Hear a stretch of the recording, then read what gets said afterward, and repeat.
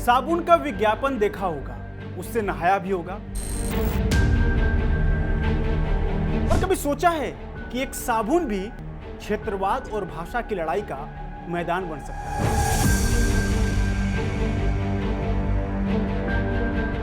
कभी सुना है कि किसी की खुशबू से भी सांस्कृतिक अस्मिता को खतरा हो सकता है। ऐसा मैं क्यों कह रहा हूं? दरअसल इन दिनों पूरे कर्नाटक में गूंज रहा है एक ही सवाल। 100 साल पुराना हमारा गौरव मैसूर सैंडल सोप अब चेहरा बदल रहा है, और चेहरा कोई कन्नड़ कलाकार नहीं, तमिल तेलुगु बॉलीवुड मिक्स तमन्ना भाटिया की बात हो रही है। कर्नाटक में भूचाल है, विरोध, पोस्टरबाजी और बहिष्कार हो रहा है, और सवाल सिर्फ एक नहीं कई है। नमस्कार, मैं हूं अरुण जायसवाल और आप देख रहे हैं विस्तार न्यूज, जहां खबरों का मतलब सिर्फ क्या हुआ नहीं बल्कि क्यों हुआ भी होता है।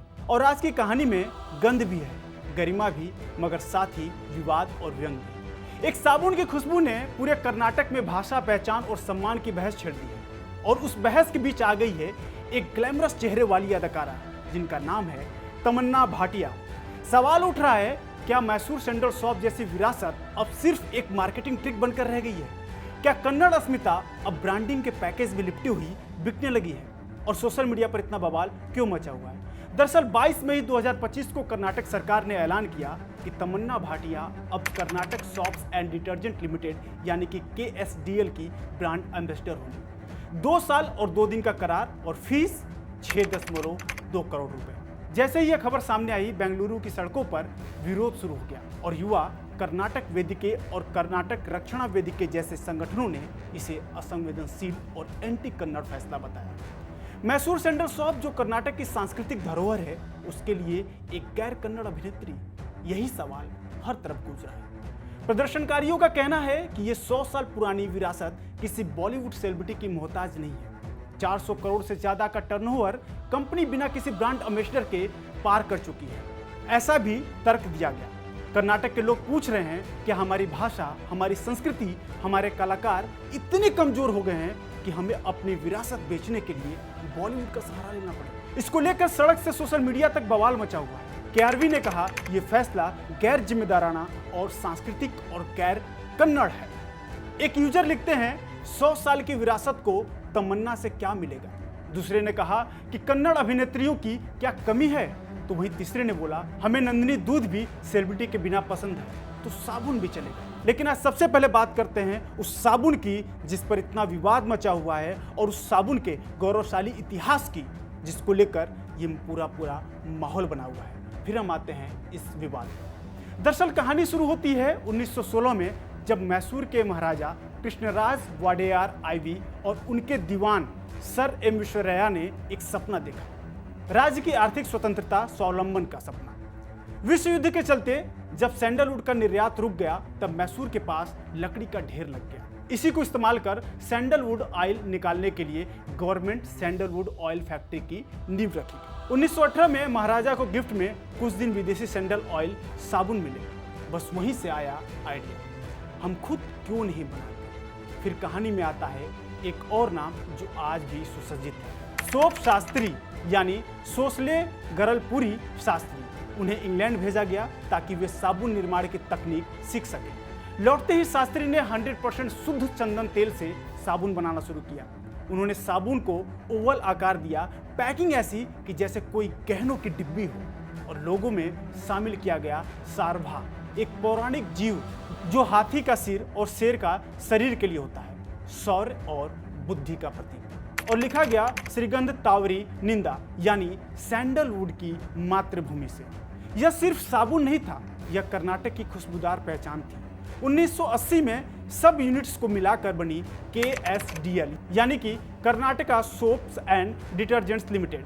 2006 में मैसूर सैंडल सोप को GI टैग मिला, यानी अब कोई दूसरा इसे मैसूर सैंडल सोप नहीं बना सकता या फिर नहीं कह सकता।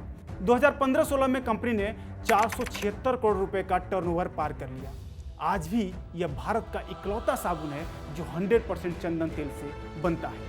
ऐसे में इन दिनों प्रदर्शन सिर्फ सड़कों पर नहीं, ट्विटर यानी कि X और इंस्टाग्राम पर भी गुजरा है। हमारे पास हजारों प्रतिभाशाली कन्नड़ अभिनेत्रियां हैं, फिर तमन्ना क्यों? नंदिनी दूध तो बिना सेलिब्रिटी के भी देश में बिक रहा है। फिर क्या ये हिंदी थोपने का एक और चाल है? इस बीच कर्नाटक के उद्योग मंत्री एमबी पाटिल ने सफाई दी। उन्होंने कहा यह निर्णय पूरी तरीके से मार्केटिंग स्ट्रैटेजी का हिस्सा है। टारगेट है 5,000 करोड़ रुपए का टर्नओवर जो 2028 तक चाहिए और इसके लिए चाहिए नेशनल रीच। तमन्ना की सोशल मीडिया रीच और पैन इंडिया अपील इस दिशा में मदद करेगी। ये मामला भाषा या क्षेत्रीय पहचान का नहीं बल्कि एक व्यापक ब्रांड स्ट्रैटेजी का है जिसका मकसद केएसडीएल के प्रोडक्ट्स को राष्ट्रीय और अंतर्राष्ट्रीय लेवल पर प्रमोट करना है। एमबी पाटिल ने आगे ये भी कहा कि दूसरी लोकप्रिय अभिनेत्रियों जैसे कि रश्मिका मंदाना, पूजा हेगड़े, कियारा आडवाणी और दीपिका पादुकोण को भी विचार में लाया गया था, लेकिन इनमें से कोई भी किसी भी डेट्स पर उपलब्ध नहीं थी। कोई पहले से ब्रांड से जुड़ी हुई थी तो कुछ बजट से बाहर थी। ऐसे में तमन्ना भाटिया सबसे सही विकल्प बनकर सामने आई। पर सवाल यही है, क्या pan India appeal local identity से ज़्यादा जरूरी हो गई है या फिर किसी ऐसे प्रोडक्ट का ब्रांड एम्बेसडर बनने के लिए क्या कन्नड़ फिल्म करना और वहां रहना ही ज़्यादा जरूरी है? दरअसल कर्नाटक और अन्य दक्षिणी राज्यों में ये कोई पहली मर्तबा जब नहीं है जब हिंदी थोपने का आरोप लगा। बेंगलुरु मेट्रो में साइन बोर्ड से लेकर बैंकों की भाषा नीति तक और अब एक साबुन के विज्ञापन तक सवाल ये है कि क्या ये विवाद सिर्फ तमन्ना भाटिया को लेकर है? नहीं, असली बहस है भारत में भाषा की राजनीति की। यूपीएससी में हिंदी इंग्लिश का झगड़ा, सिनेमा में साउथ डबिंग को लेकर बहस, रेलवे, बैंक और सरकारी बोर्ड पर हिंदी थोपने का आरोप और अब साबुन भी इस राजनीति का शिकार हो चुका है। कई लोग कह रहे हैं कि हिंदी को नेशनल लैंग्वेज बनाने की यह कोशिश है अब जो कि व्यापार में भी घुस चुकी है। बॉलीवुड चेहरों के जरिए लोकल पहचान को धीरे धीरे मिटाया जा रहा है। हर मोड़ पर यह सवाल गूंजता है, क्या भारतीय विविधता में एकता है या एकता के नाम पर विविधता का गला घोटा जा रहा है? हम कहते हैं कि विविधता में एकता है, ऐसे में आप लोक संस्कृति और भाषा को सपोर्ट करिए, लेकिन हिंदी से क्या समस्या है? हिंदी तो भारत की पहचान है, तो हिंदी को भी बराबर सम्मान देने में आखिर दिक्कत क्या है? क्यों आपके राज्य के पोस्टरों, दुकानों में हिंदी में नहीं लिखा जाता कोई भी चीज? क्यों लोग वहां हिंदी में बात नहीं कर सकते?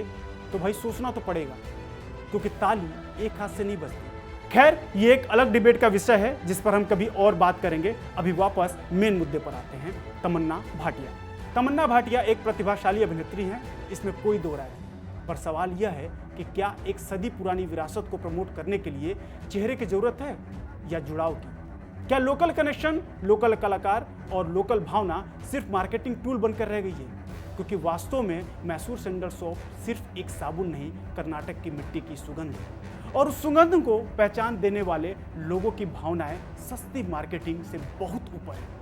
लेकिन दुर्भाग्य यह है कि राजनीति भी अब इसका हिस्सा हो गई है और इसे राजनीति से जोड़ा जा रहा है, क्योंकि कर्नाटक है तो भारत का ही हिस्सा।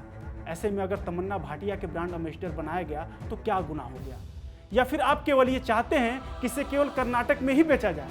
अगर किसी चेहरे से ब्रांड की पॉपुलैरिटी बढ़ती है तो मुझे नहीं लगता कि इसमें कोई दिक्कत होनी चाहिए। खैर, इस पर आप क्या सोचते हैं? क्या तमन्ना भाटिया का चुनाव सही है?